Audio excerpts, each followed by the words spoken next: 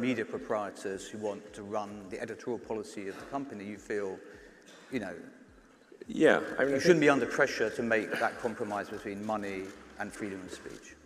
Yes, I think there's an important distinction here that we don't want to have, we don't want to take money to censor. Yeah. That would be to censor broadly in the platform. I think that would be wrong. I think free speech is the bedrock of democracy, and if the people, in order for X to be the public square of the world, it's really got to be a free speech platform. Now that doesn't mean people can say illegal things. Yep. It's free speech within the bounds of the law, but not going further than the law for a particular country. I think it's imperative that the people have a right to speak. But by the same token,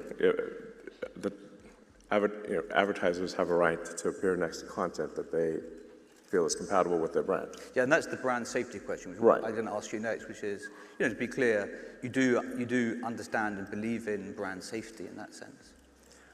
Yes, I mean, I believe in a sort of freedom of choice in the sense that advertisers have a right to appear next to content that they think is compatible with their brand. Yeah. Sort of a company like, for example, Red Bull will be probably more adventurous than some other brands that are selling baby toys. Yeah. So one of the other, I mean, we'll get through the sort of more controversial topics to start with. One of the other questions is like your role on the platform, the tweets that you make. Are there any you regret, do you think?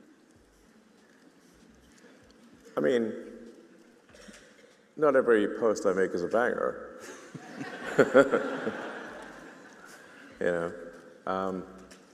And I do shoot myself in the foot from time to time. But at least it's genuine. It's not some sort of PR department deciding things. So, if you're a normal human being and you speak freely, there are times when you will say things that you subsequently regret or are foolish, of course. But if you're constantly going through a filter, now you're not being real. So I think it's better to be real than to go through a filter. One of the things we talked about is like advertising and content, and you've got quite an interesting view on kind of what advertising works. And I think some people think you don't like advertising, but you are, you view the best advertising, you said, as content. Yeah, yeah. So there's a wide range of advertising. The usefulness of advertising varies dramatically. So if you're shown an ad for a product product or service that you want, when you want it, that is content. If you're shown an ad for a product that you would never buy, that is spam.